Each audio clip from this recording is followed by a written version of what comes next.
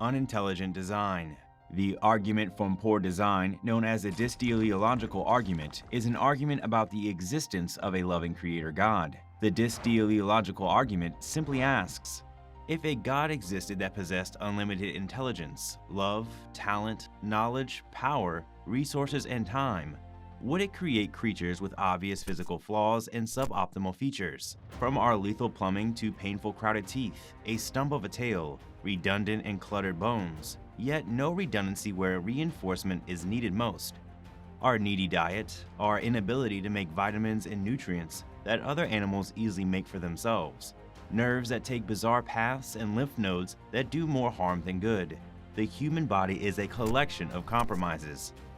The following is just a short outline of some of the worst flaws and compromises the human body possesses.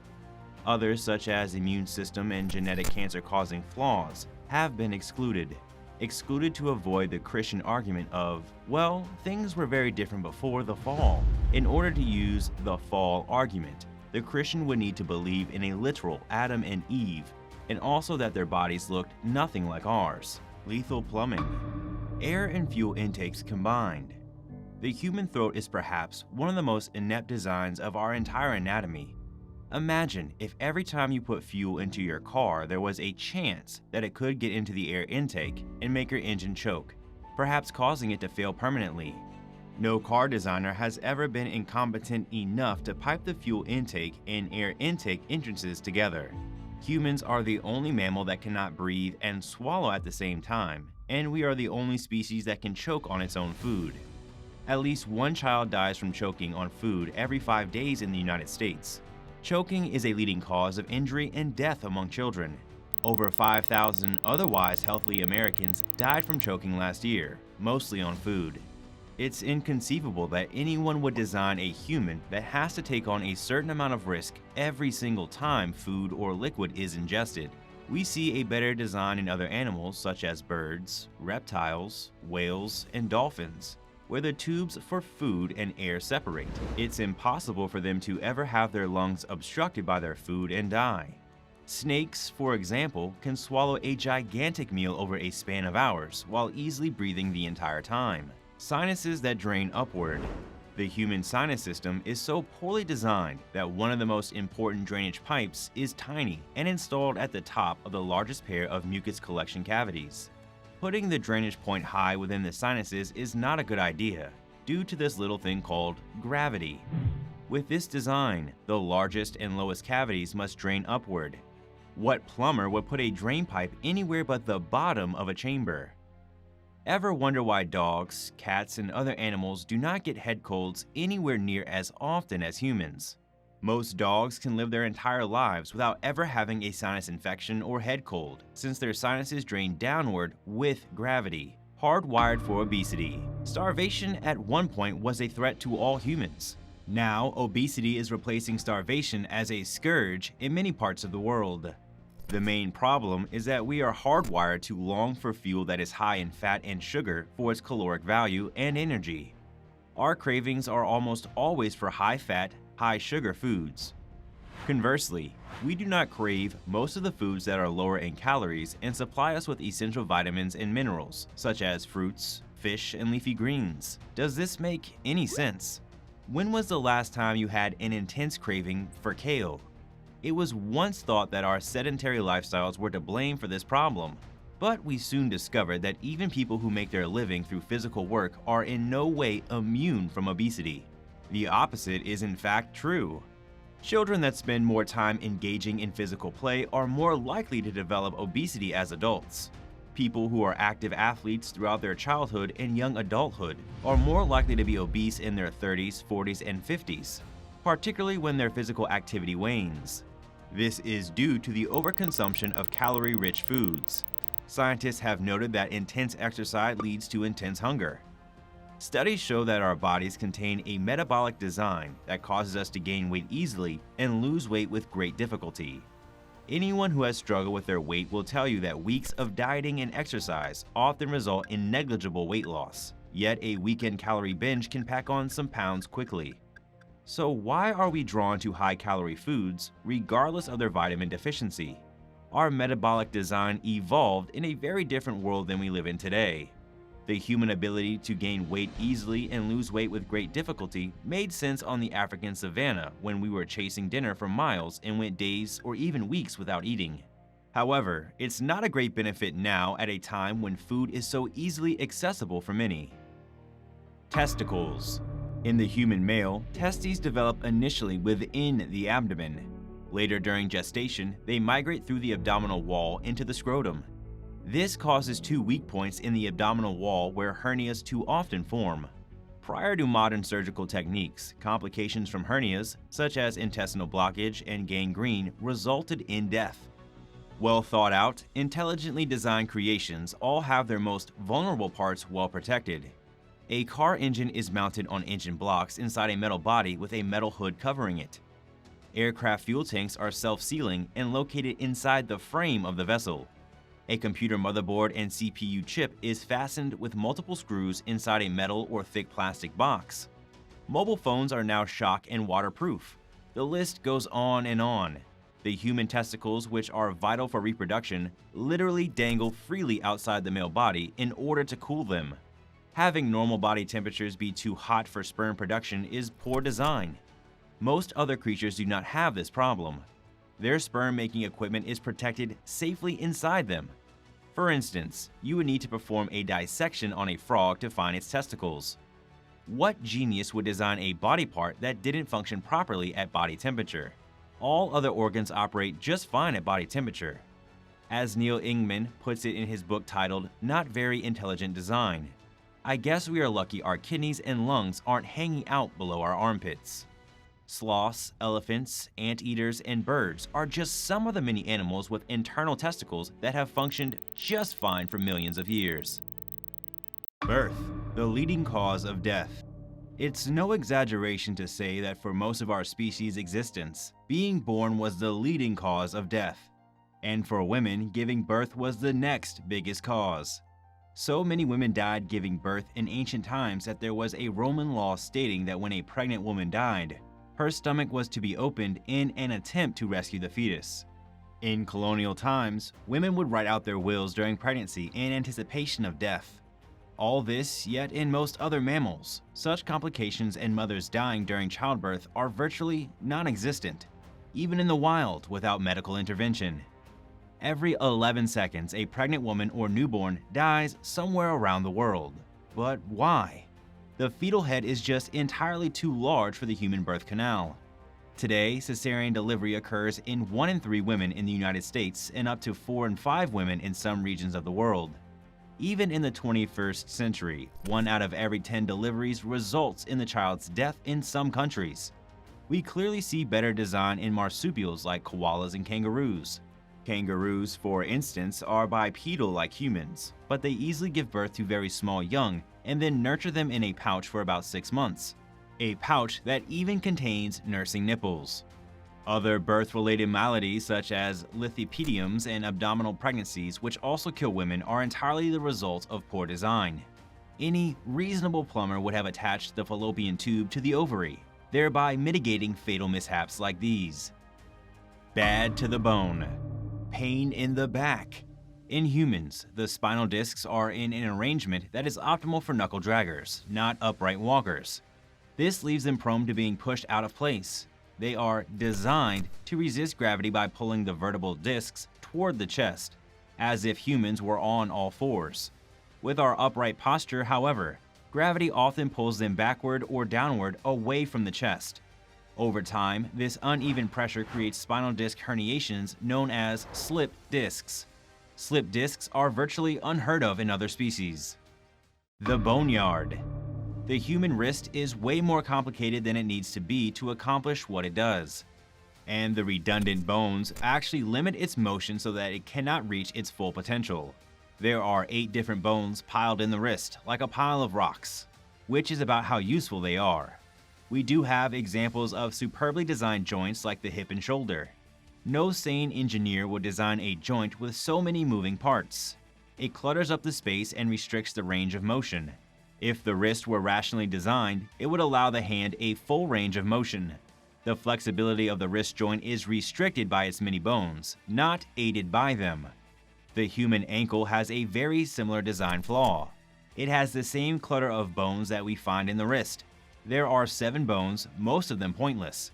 Many of these bones do not move relative to one another and would function much better as a single, fused structure. There is a reason that twisted and sprained ankles are so common. The skeletal design of the ankle is a hodgepodge of parts. The tailbone is another pointless feature of human anatomy. It's made up of 3 to 5 fused bones, depending on the person, that have no function. It doesn't house or protect anything. The spinal cord, which vertebrae are there to protect, ends much higher than where the tailbone begins. The tailbone is vestigial, a remnant from our ancestors who had tails. Support needed. The ACL. While we see redundancy in our bones where it is not needed, we find vulnerable points where it is desperately needed, yet absent. The ACL is one of the key ligaments that help stabilize your knee joint. The tearing of this ligament is one of the most frequent sports injuries, even in the most fit athletes in the world. The ACL under the kneecap connects the thigh bone to the shin bone. It does most of the work holding the upper and lower leg together. It is vulnerable to tear in humans because our upright bipedal posture forces it to endure much more strain than it is designed to. In 4-legged animals, the strain of running and jumping is distributed among 4 limbs, and the limb muscles absorb most of it, not the ligaments. To make matters worse, it is not possible to isolate the ACL and strengthen it with exercise. And repeated exercise doesn't make it stronger. It actually weakens it. If that weren't bad enough, when the ACL is torn, the only possible way to repair it is surgically, with a long recovery and rehabilitation time. This is because ligaments, unlike muscles, are fed by very few blood vessels and very few cells that do the work of healing and rebuilding tissue. The not-so-great Achilles. The Achilles tendon attaches the calf muscle to the heel of the foot. Unlike the ACL, the Achilles tendon can be strengthened by exercise. However, by taking on most of the strain of the entire ankle joint by itself, injuries to the Achilles tendon are also at the top of the most frequent sports injuries. And there is no built-in redundancy for this tendon to offer support. To add to the problem, the Achilles is exposed prominently on the back of the leg, unprotected. When the tendon is injured, walking is impossible. The poorness of this design can be summed up in the observation that the function of the entire joint rests on the action of its most vulnerable part. A modern mechanical engineer would never design a joint with such an obvious liability. Vestiges from days past. Like the tailbone that is now fused together and features a useless muscle, the human body contains other vestigial parts that no longer serve their original purpose, and worse yet, some can actually kill us. One of the most nefarious human vestiges is a pencil-sized cylinder of tissue called the appendix. Like wisdom teeth, some humans are no longer born with an appendix. It is a pouch-like structure with no exit that serves as a fermenting vessel for bacteria that break down woody plants and bark into usable sugars. Not only is there no consequence to removing the appendix, removing it actually appears to reduce incidence of colitis. As paleontologist Alfred Romar once remarked, its major importance would appear to be financial support of the surgical profession. Its narrowness allows it to easily clog, leading to a lethal infection and inflammation known as appendicitis. Most cases of appendicitis will cause the appendix to rupture and kill the person if it is not surgically removed in time. 1 in 15 humans will develop appendicitis in their lifetime. Before the late 19th century, death from appendicitis was routine. In other words, throughout most of human history, we've lived with a ticking time bomb in our gut. Ear muscles. If you can wiggle your ears, you are demonstrating evolution.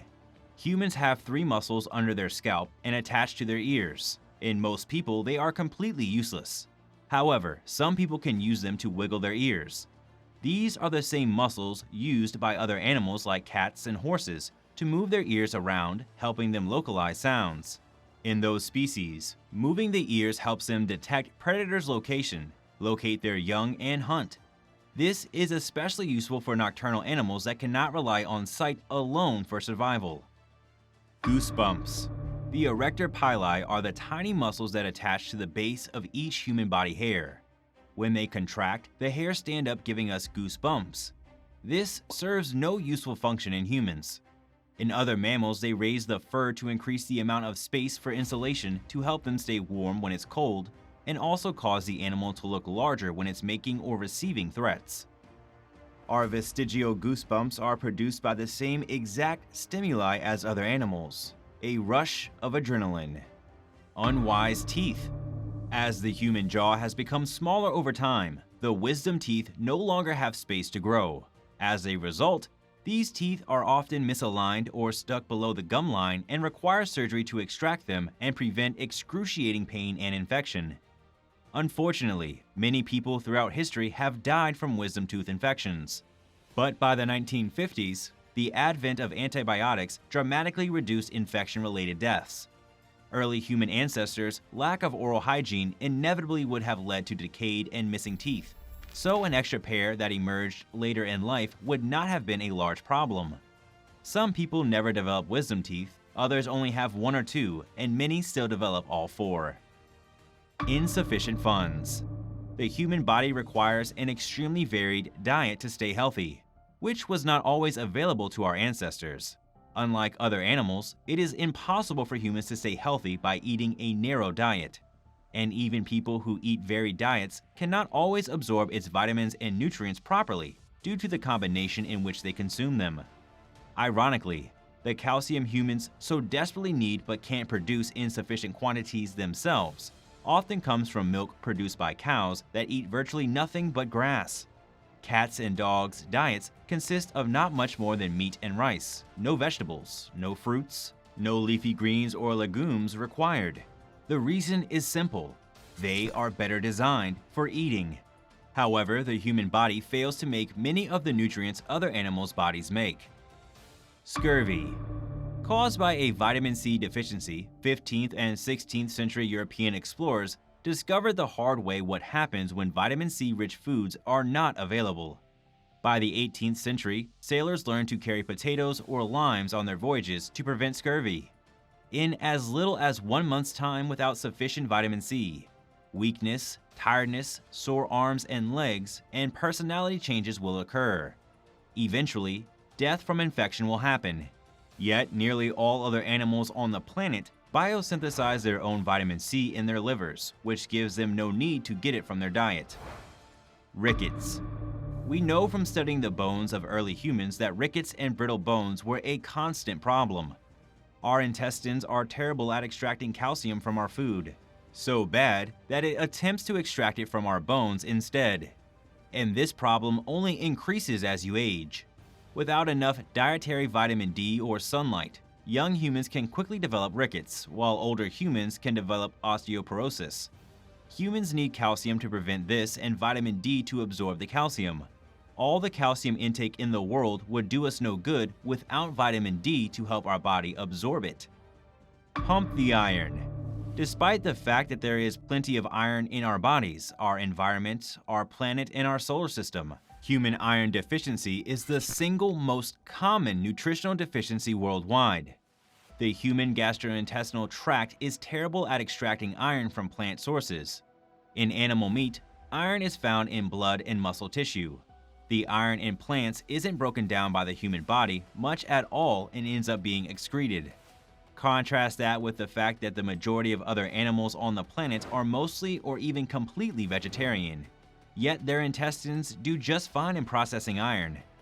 In humans, iron absorption is a tricky game. It is maximized by pairing iron-rich foods with vitamin C, yet it is reduced by up to 60% if eaten with calcium-rich foods. This is why in developed regions, most people now opt for a multivitamin instead. Acid test. Protein deficiency is currently the single most life-threatening dietary problem, stemming directly from our inability to make 9 of the 21 required amino acids for ourselves. During a famine, it's not the lack of calories that is the ultimate cause of death.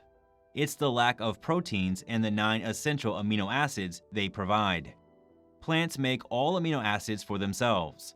As a matter of fact, plants are more self-reliant than most animals because they can synthesize the energy source themselves from the sun. Animals are the exact opposite of self-sufficient. Animals, like humans, must constantly kill and eat other living things to stay alive. Bad directions. Recurrent laryngeal nerve. In mammals, the recurrent laryngeal nerve, RLN, does not go directly from the cranium to the larynx, the way any competent engineer would have arranged it. Instead, it extends down the neck to the chest, loops around a lung ligament, and then runs back up the neck to the larynx. In a giraffe, that means a 20-foot length of nerve where 1 foot would have done. If this is evidence of design, it would seem to be of the unintelligent variety. This is not only poor design, but actually maladaptive. The extra length makes it more prone to injury.